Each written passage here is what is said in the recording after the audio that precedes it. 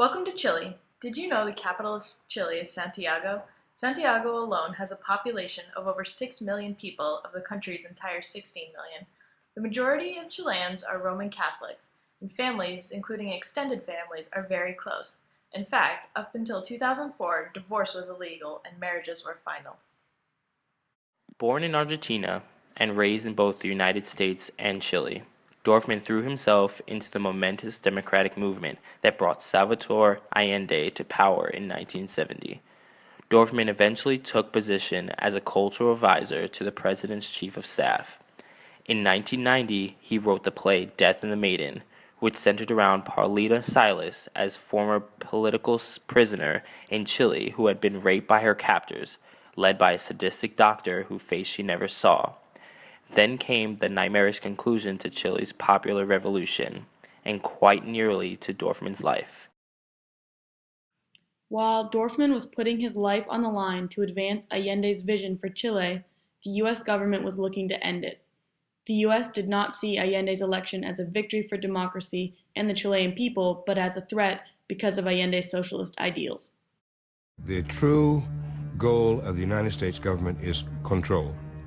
And they feel that if the United States did not control the governments of Latin America, then somebody else would. And the principle of government by the people, for the people, of the people, that is that's just silly. President Nixon saw Allende's election as a threat to the United States, primarily because Allende was the first member of a communist party, the Popular Unity Party in Chile, to be elected democratically. The CIA's involvement began before Allende's election, on Nixon's orders. They were given a $7 million budget to prevent Allende's election. Allende was elected despite the CIA's efforts, causing the CIA to initiate Project Fubelt, or Track 2, a military coup d'etat. They began by stifling Chile's economy to put pressure on Allende. This economic pressure fueled Allende's opposition's fire and caused more Chileans to doubt his election, making Allende's presidency a precarious one until the U.S. worked out their plan to put Pinochet in place as a ruler. Pinochet was a fascist. Chile, the only reason it exists is because of Pinochet. At a huge human price. What human price? Give me a break. The thousands who were disappeared and murdered. Thousands? You count them. What thousands? The U.S. Secretary of State under President Nixon, Henry Kissinger, is now a convicted war criminal. His motivation behind U.S. involvement in Chile was to prevent what he considered a communist government from gaining a foothold in Latin America. He knowingly put a fascist in power. I don't see why we need to stand idly by and let a country go communist due to the irresponsibility of its own people. Pinochet came to power in the bloody bombing of the Moneda, the presidential palace of Chile, the funding and planning of which was facilitated by the United States. This violence was the culmination of Project Fubelt, or Track 2, for the CIA. This attack resulted in the murder of President Allende and over a decade of oppression for the Chilean people. On September 11, 1973, General Augusto Pinochet overthrew the government of favored Presidente Salvador Allende through a military coup.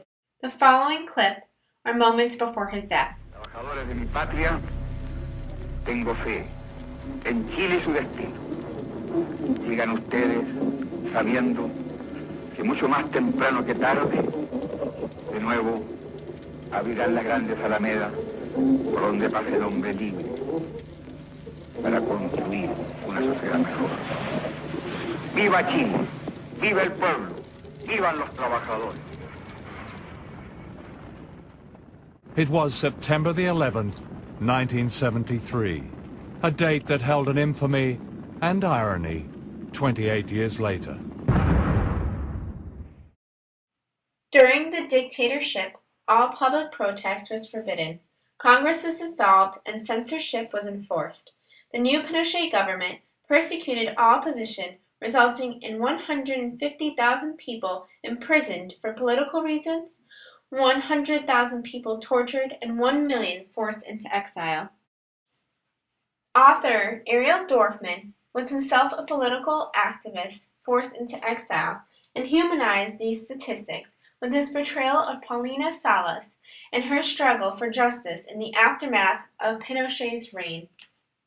Next, we'll hear from young medical student Roberto Navarrete about a stadium used as a concentration camp during the reign. Even some people actually slept here. There was very little room. When they started to torture you all, Yeah. what did they do to you then?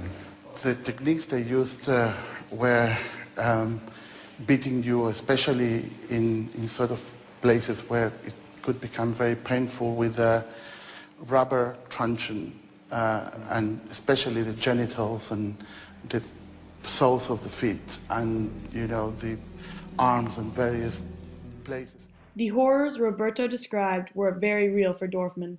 The morning of the bombing of the Moneda, Dorfman was supposed to be manning the telephones there. He traded shifts with his good friend Claudio Jimeno so that he could take his son to a museum.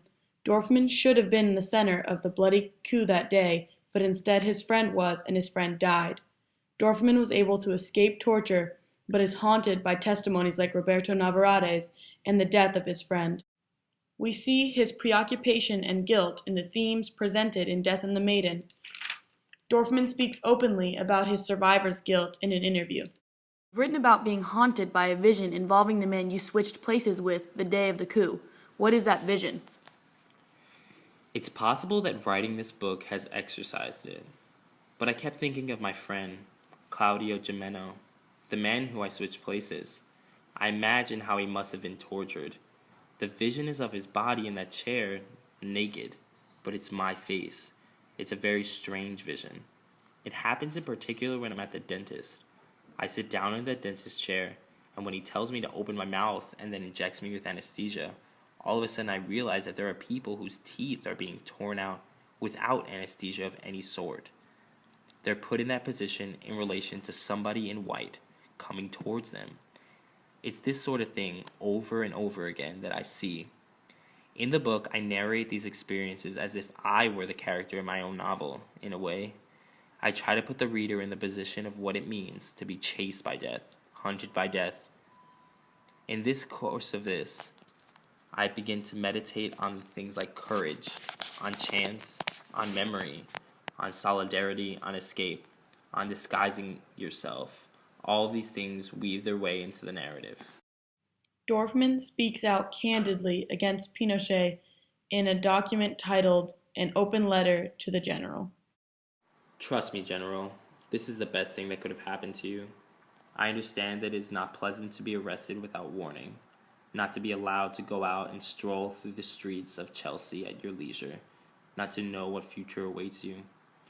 Without going any further, you could ask the many Chileans whom you yourself deprive of their liberty, under far less pleasant conditions than those provided at a 5-star London clinic.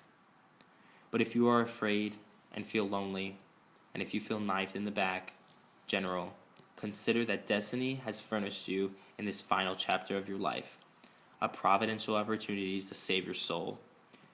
Since the 1973 coup, you have been living a lie, a meticulous self-aggrandizement, an invasion of your conduct that you built precisely as a result of the outrageous and intolerable murder of Salvador Allende, the man who appointed you to your post and whom you betrayed.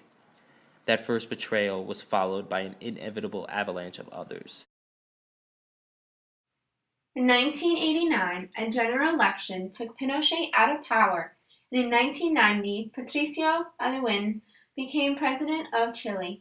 Although Pinochet and followers were actively involved in the government, Aylwin set up the Chilean National Commission on Truth and Reconciliation on April 25, 1990. The commission is also known as the Rettig Commission, or Rettig Report, after its chairman and former ambassador of President Allende, Raúl Rettig. According to the presidential decree, the demand of the commission was to help the nation come to a clear overall understanding of the most serious human rights violations committed in recent years in Chile in order to aid in the reconciliation of all Chileans. Over an 8-month period, the commission gathered testimonies from more than 4,000 plaintiffs, as well as a few Army members who voluntarily testified. Human rights organizations and the Catholic Church also contributed information to the report. Because Pinochet continued to play a central role in the Chilean political landscape, certain compromises became necessary involving the commission. First, witnesses could not be summoned to appear nor compelled to give evidence to the commission because it was considered a tribunal board. Secondly, it took away any hope of Chilean army officers being convicted because the commission was not permitted to publicize the names of any officers associated in the abuses. Thirdly, and most importantly, many victims of human rights violations were put aside because the commission had to focus entirely on the executed or disappeared. The 200,000 people, especially the survivors, had the most need for their situation to be recognized, and thus the commission failed them this rehabilitation. Fourthly, the commission could not obligate testimonies from military personnel, and it was incapable to access military archives. This meant that the report was unable to establish cases for many of the disappearances pertaining to military involvement.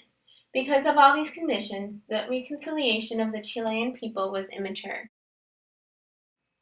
Dorfman hits Gerardo's and Paulina's struggle to define irreparable crimes. The commission succeeded despite the many obstacles. A compilation of names of the victims was made public.